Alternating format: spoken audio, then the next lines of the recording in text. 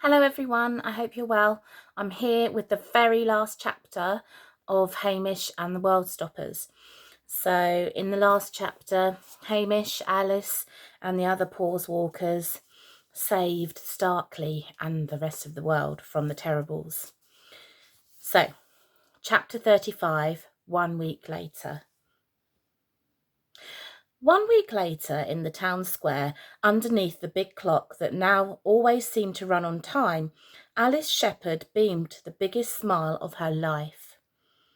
"And this is for you," said the mayor, leaning down to pin a medal on her top, as the whole town began to applaud, "with our never-ending thanks."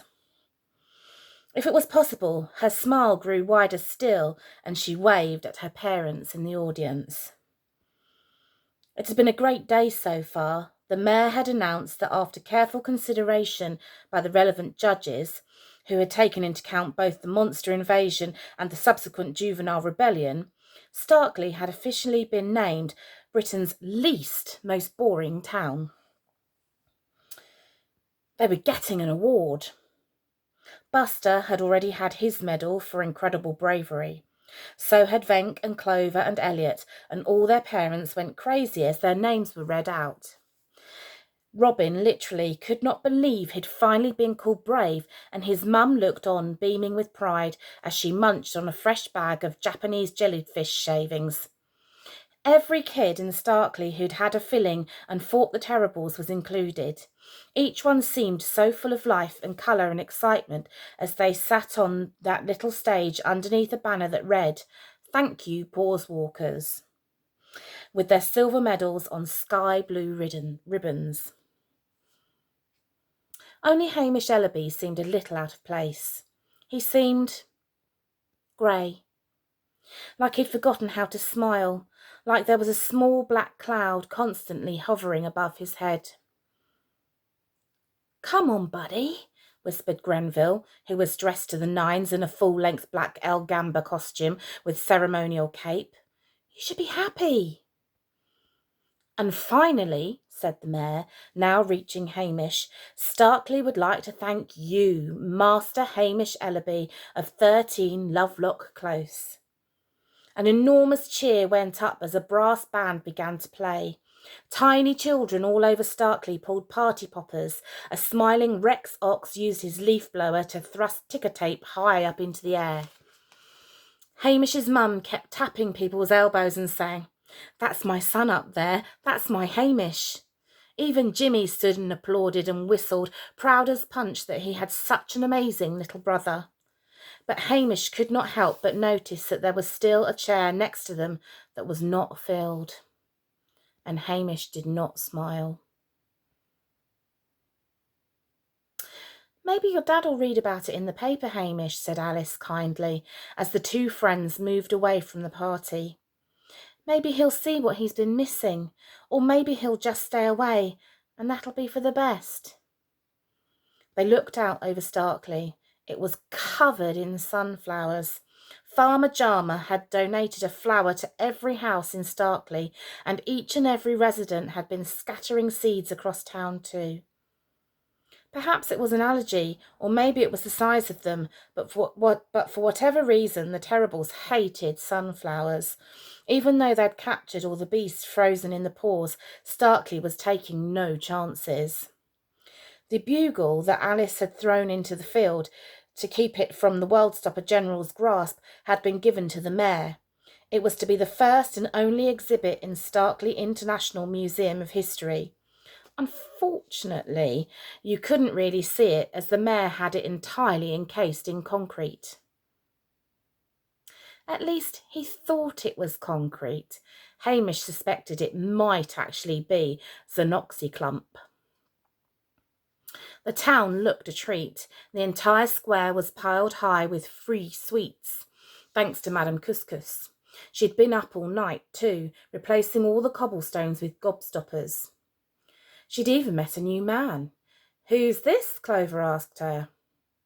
"This is Håkon," she said, nestling into an enormously tall blonde man with love in her eyes. "He's from Norway." When he heard that, Hamish almost managed a smile. "Right," he said, turning round. I think I'll go home. Hamish, called out someone behind him. Do you want to hang out later? It was his brother. He was half smiling, looking hopeful. Sure, said Hamish, giving him a little thumbs up. See you at home, James. Actually, said James, giving a little thumbs up back, could you call me Jimmy again? Hamish smiled to himself.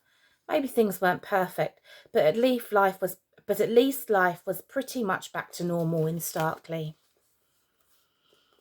Mum even wanted to play Boggle later.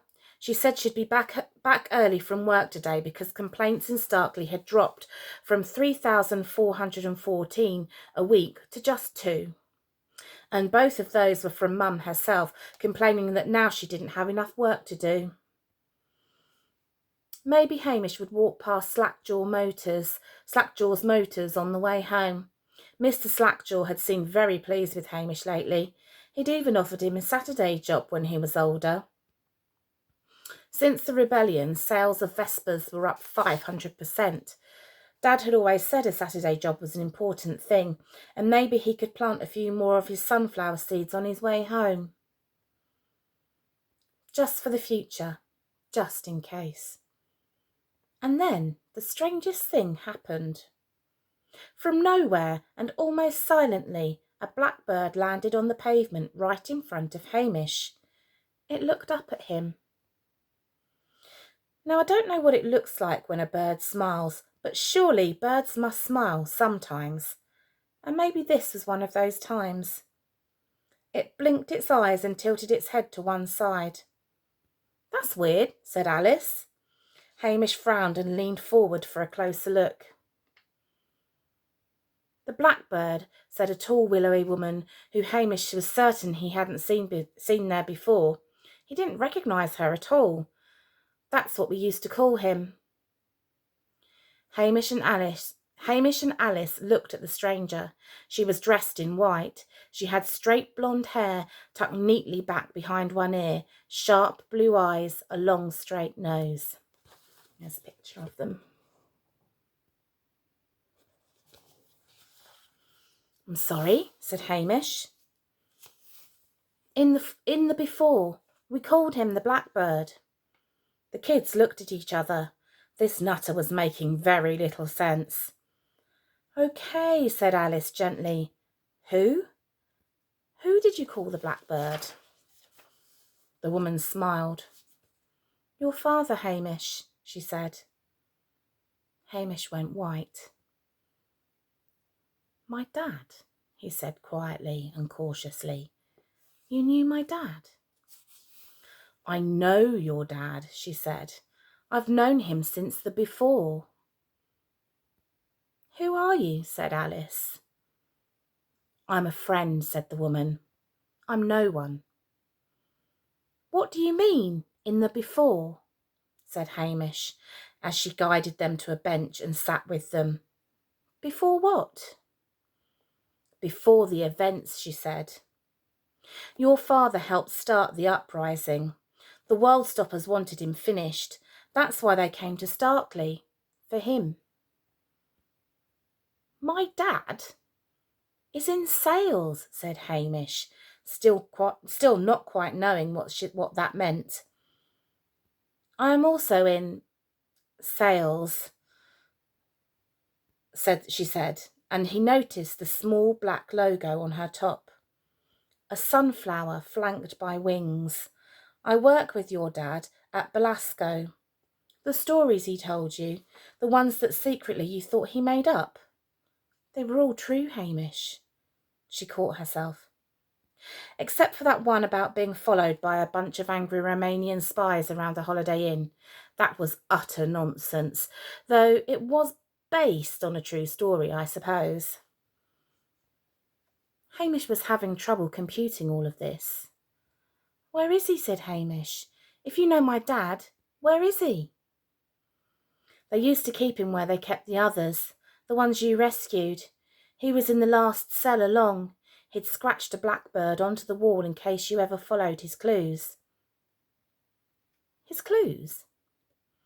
He gave you a shepherd, she said, looking at Alice. He made sure there were others like you. She pointed at Buster and Venk and Elliot and Clover, all polishing their medals and grinning. He gave you a watch, and he tried to warn you when things were grave.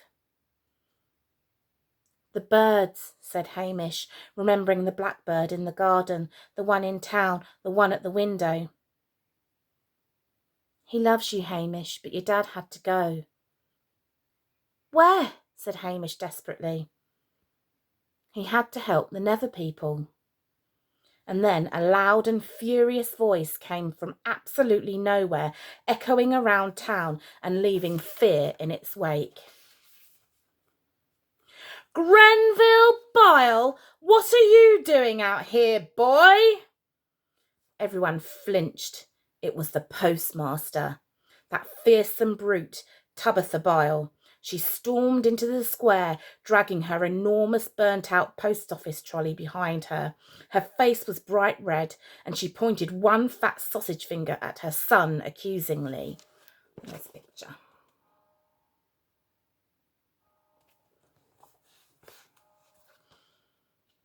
I'm sorry, Mum, whimpered Grenville. But remember, I was getting a medal because of the quite important international incident that had far-reaching global ramifications and... Yes, I know, she said, ruffling his hair. I'm just worried you'll get a cold, you silly biscuit. She laughed kindly. Everyone was stunned. No one had heard her laugh kindly in ages. I brought you a jumper, Grenville, and a hot dog, and a hamburger. Oh, and some nachos, because I know how much you love Mexican food, El Gamba. She winked at her boy and turned to the crowd. Everyone was just staring at her. Well, don't you all look lovely? And that reminds me, I'm only late because I found a whole bunch of parcels and presents meant for every single one of you. Thousands of them. A whole roomful. Honestly, what am I like? I'd forget my own head if it wasn't screwed on. Alice laughed. Well, there you go, she said, shaking her head. But Hamish had more on his mind. Who are the Nether people? He said, turning back to the mysterious woman. But she was nowhere to be seen. Gone. Vanished. Who did she say she was? Hamish asked. She said she was no one, Alice replied. That's a weird thing to say, he said. No one. Hamish and Alice put their hands on their hips and just stared at each other. They had no idea what to do next. And as they shrugged and began to walk towards the party and the sweets and the presents and the medals, Hamish heard a strange and joyful tune from somewhere just behind him. It was birdsong. And there on the bench sat the blackbird again, and in its mouth was a small piece of white card folded once. Hamish kneeled down and gently took the card from the bird's beak. What is it? Asked Alice, as the blackbird launched itself into the bright blue sky. What does it say?